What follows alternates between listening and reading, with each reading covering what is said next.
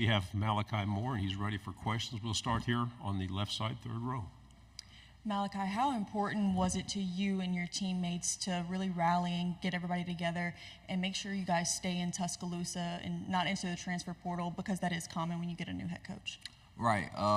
It was very important. I think that's one of the things that was our main focus when Coach Saban made his decision, and the leaders on the team to try to get everybody together, get everybody to have a level head, and just don't make any rash decisions. Right side, third row. Malachi Moore, Corey LeBounty, WNSP 105.5, Mobile, Alabama. Talk about being named a permanent team captain, what that means to you and your legacy helping this momentum shift and with the coaching change moving forward. Right. It definitely meant a lot. My teammates picked me to be a permanent captain at the end of the year, and it's something that I definitely have a high regard to. It's definitely a great honor to be appointed by your teammates, your brothers, somebody that you go to work with each and every day, and for just being yourself and them recognizing you and your leadership, it was a special moment. Third row, and then pass it over your right shoulder. Micah, Tyler Shaw with KBTX and College Station. What's been the biggest difference, in philosophies between Nick Saban and now Kalen DeBoer? And then who's got the better fit here at Media Days, you or Jalen? Oh, that's a great question. Coach Saban and Coach DeBoer, they have two different coaching styles. Both of them work, and both of them are very effective. But like I said, they just have two different ways of going about it. And Coach DeBoer is kind of more of a player-led type of coach. He kind of let his players take over and lead a team. But when he has things to say, he definitely voices his opinion and lets it be known when things are on his mind. But best fit, man, I would have to say me. J Mill got a little all black going on. I got a little color in mine, so I'm gonna have to go with myself. Front row, all right. Eric Bailey with Tulsa World. As Oklahoma enters this conference, they understand that every Saturday, especially on the road, is going to be a dogfight. What can they expect in the SEC with road football games, and what is the toughest road venue you've been to during your career playing at Alabama? I could tell Oklahoma and Texas when coming in that playing a road game on the SEC is nothing like it. The fans are second to none, the conference is second to none, and everybody's going to be ready to go each and every week, despite anybody's record. Any given Saturday, you can be beat if you don't bring your best that day, and the fans are definitely going to let you know that they're there for sure. And the toughest away game, I don't know, man. Every SEC away game is kind of the same for me. It's loud, rowdy, and my head is rattling after the game. But it's a fun environment to play in. Going away to somebody else's territory is always fun. Left side, third row. Hey, man, Ben Bobick, Local 3 News in Chattanooga. Amari Jefferson's a freshman from our area that came in this summer. From your point of view, how has he adjusted to college ball, and do you foresee him, being a contributor down the line for this team? Right. Amari, he's been doing a great job of coming in and coming to work each and every day. I think him coming in right now, his main focus needs to be just trying to learn the playbook and learn from the older guys that are there, and try to use that in his way of seeing the field. But all of our young guys are doing a great job of coming in and taking the coaching and advice that the older guys are giving to them. And I think this is one of the best young groups that we've had, talking about people come in and be accepting of corrective criticism and not taking it to heart, and knowing that we just want the best for everybody on the team. On the right in the back, on the aisle. Yeah, Malachi, kind of keeping up with that, Ryan Williams is someone your teammates really praised this week. Just what have you seen from him since he's got on campus this summer?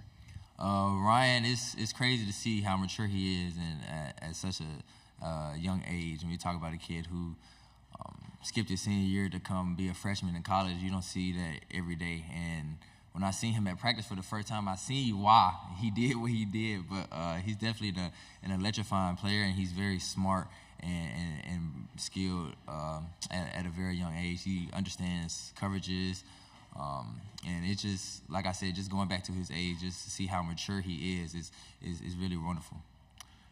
On the back, and then pass it up and to your left. Dan Peck, ESPN 106.7 in Auburn. Tyler said he never doubted the 2023 Iron Bowl for a second. I'd love to know your thoughts. They're from the sideline watching that final drive as Alabama came back and won the game. There's never any doubts. The last play of the game, when it was 4th and 31, we was kind of all in the huddle. Like, I just told everybody in the offense, like, anybody who had a chance to catch the ball, I was going to tell them that, like, bro, like, I believe in you. You can do it. Like, so if the ball get thrown your way, like, you can do it. But after I did that, went over to the sideline, and I turned around. I put my head down, put a towel over my head. I didn't want to see. And then all of a sudden, I hear cheering, and I'm like, it's not that loud, though. And I look up, and it's our fans cheering. I'm like, what happened? What happened? Like, J. Mill just threw a touchdown. I just started going crazy. But, yeah, that was a crazy time. Right side, second row.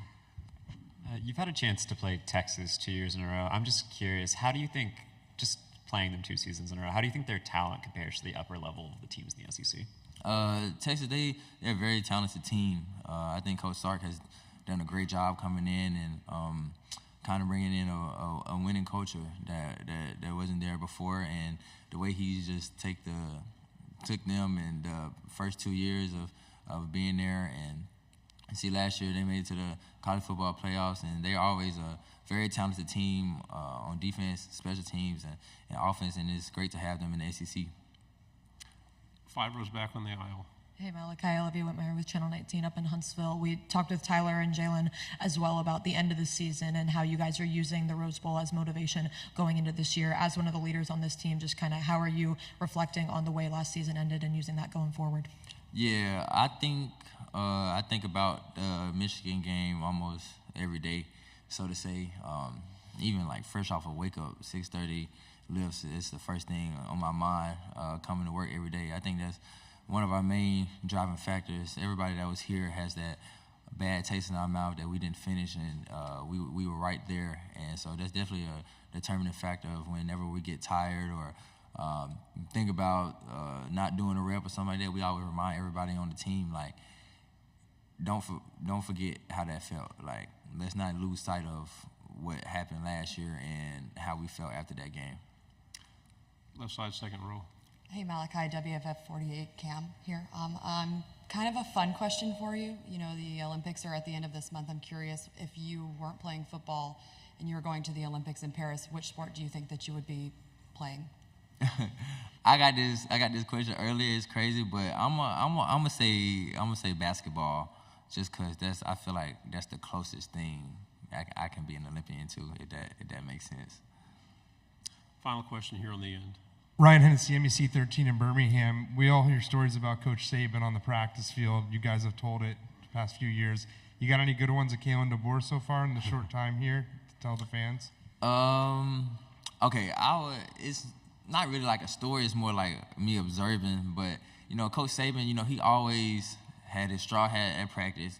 He always wear the same thing. So if it was hot, he always wear like his little khaki shorts, his little vest, and a little shirt.